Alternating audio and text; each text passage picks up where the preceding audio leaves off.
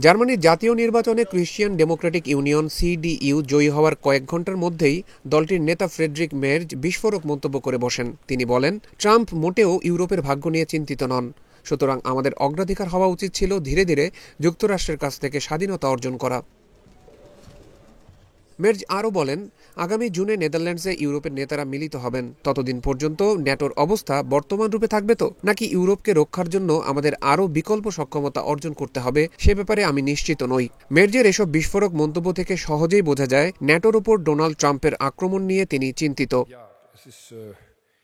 পশ্চিমাদের সামরিক জোট ন্যাটো প্রায় ৮ দশক ধরে ইউরোপে শান্তি রক্ষায় ভূমিকা রাখছে, তবে সম্প্রতি ন্যাটোর সক্ষমতা নিয়ে প্রশ্ন উঠেছে। বাস্তবতা হচ্ছে, যুক্তরাষ্ট্রের সহযোগিতা ছাড়া ইউরোপের আত্মরক্ষায় সক্ষম হতে কমপক্ষে ১ দশক সময় লাগবে। এটা যে কত বড় চ্যালেঞ্জ তা ইউক্রেন ইস্যুতে দেখা যাচ্ছে। সেখানে শান্তি চুক্তির জন্য ব্রিটেন ও ফ্রান্স জানিয়েছে তারা কয়েক হাজারের বেশি সৈন্য মোতায়েন করতে পারবে না। ইউরোপের স্বীকার করে নিতে হবে যে সৈন্য মোতায়েনের ক্ষেত্রে তাদের মার্কিন সমর্থন প্রয়োজন, বিশেষ করে গোয়েন্দা তথ্য ও বিমান প্রতিরক্ষার ক্ষেত্রে মার্কিন সহায়তা ছাড়া তারা টিকতে পারবে না। ইউক্রেনের জন্য স্বাধীন ডিভিশন আকারের বাহিনী তৈরি করতে ইউরোপকে ভয়ানক লড়াই করতে হবে। ইউরোপ যদি যুক্তরাষ্ট্রের উপস্থিতিতে ন্যাটোর বিদ্যমান যুদ্ধ পরিকল্পনা বাস্তবায়ন করতে চায়, তবে তার জিডিপির ৩% ব্যয় করতে হবে প্রতিরক্ষা খাতে। এটি ইউরোপের বেশিরভাগ দেশের জন্য প্রচলিত ব্যয়ের চেয়ে অনেক বেশি। গত ২৫ ফেব্রুয়ারি ব্রিটেন জানিয়েছে তারা ২০২৭ সালের মধ্যে প্রতিরক্ষা খাতে সর্বোচ্চ ২.৫% ব্যয়ের পরিকল্পনা করছে, কিন্তু ন্যাটোর মহাসচিব মার্ক রুট ৩.৭% লক্ষ্যমাত্রার প্রস্তাব করেছেন। তারপরও যুক্তরাষ্ট্রের ঘাটতি পূরণের জন্য ৪% বেশি প্রয়োজন হবে। এদিকে ব্রাসেলস ভিত্তিক থিঙ্ক ট্যাঙ্ক ব্রুগেল জানিয়েছে ৩ লাখ মার্কিন সৈন্যের পরিবর্তে ইউরোপকে ৫০টি নতুন ব্রিগেড গঠন করতে হবে, যার মধ্যে অনেকগুলো ভারী বর্মযুক্ত ইউনিট থাকতে হবে। এটি প্রায় অসম্ভব একটি ব্যাপার। ব্রুগেল আরও জানিয়েছে বাল্টিক রাজ্যগুলোতে রুশ বাহিনীর অগ্রগতি ঠেকানোর জন্য ইউরোপের আনুমানিক ১,৪০০ ট্যাঙ্ক প্রয়োজন হবে। এছাড়া যুদ্ধ বিমানও দরকার। ইউরোপের আধুনিক বিমান বাহিনী আছে বটে এবং তাদের অত্যাধুনিক যুদ্ধ বিমানও রয়েছে, কিন্তু শত্রুর বিমান প্রতিরক্ষা ধ্বংস করার মতো কিংবা দূরবর্তী লক্ষ্যবস্তুতে আঘাত হানার মতো অস্ত্রের মজুদ তাদের নেই। বড় ধরনের সামরিক বাহিনী পরিচালনার মতো দক্ষতা ইউরোপীয় দেশগুলোর মধ্যে কেবল ব্রিটিশ ও ফরাসি অফিসারদের মধ্যেই রয়েছে। এখন ইউরোপীয়রা যদি তাদের নিজস্ব বাহিনী তৈরি এবং নিয়ন্ত্রণ করতে সক্ষম হয়, তাহলেও প্রশ্ন থেকে যায় তাদের যুদ্ধাস্ত্র দেবে কে। গত ৩ বছরে ইউরোপে কামান উৎপাদন বেড়েছে, তারপরও উত্তর কোরিয়ার সহায়তায় রাশিয়া এখনও কামান উৎপাদনে ইউরোপের চেয়ে এগিয়ে রয়েছে। প্যান ইউরোপীয় কোম্পানি MBD এর সদর দপ্তর রয়েছে ফ্রান্সে। তারা আকাশ থেকে আকাশে নিক্ষেপযোগ্য বিশ্বের সেরা ক্ষেপণাস্ত্র তৈরি করে। এছাড়া ফ্রান্স, নরওয়ে ও জার্মানির চমৎকার বিমান প্রতিরক্ষা ব্যবস্থা রয়েছে। অন্যদিকে তুরস্কও গুরুত্বপূর্ণ প্রতিরক্ষা শিল্প শক্তিতে পরিণত হচ্ছে।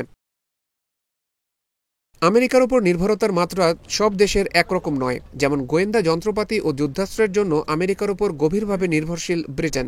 আমেরিকা যদি স্যাটেলাইট চিত্র এবং অন্যান্য ভূস্থানিক তথ্য যেমন ভূখণ্ডের মানচিত্র শেয়ার করা বন্ধ করে দেয়, তাহলে ব্রিটেনের পরিণতি হবে ভয়াবহ।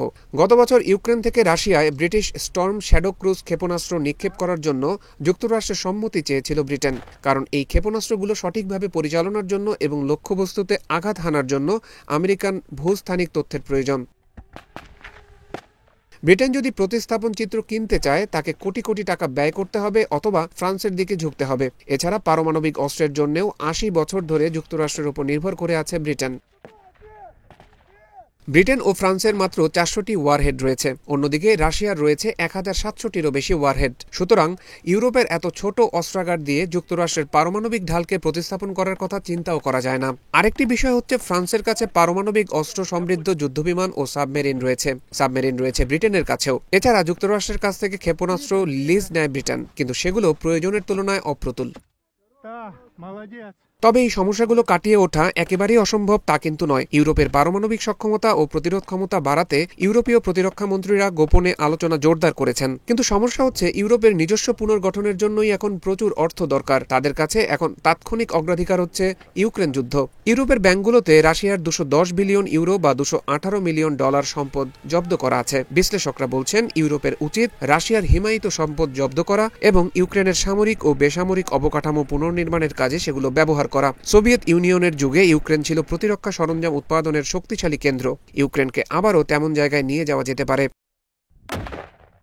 এত কিছুর পরেও আমেরিকা ইউক্রেনকে ছেড়ে গেলে ইউরোপ বিপদে পড়বে বলেই বিশ্লেষকদের মত। তাদের মতে ইউরোপের প্রতিরক্ষা শিল্পগুলো সম্প্রসারিত হচ্ছে বটে, তবে যুক্তরাষ্ট্রের শূন্যস্থান পূরণের জন্য যথেষ্ট নয়। এসব কারণ বিবেচনা করেই সম্ভবত ফ্রেডরিক মের্জ বলেছেন, ইউরোপে গভীর অন্ধকার নেমে আসতে আর মাত্র 5 মিনিট বাকি।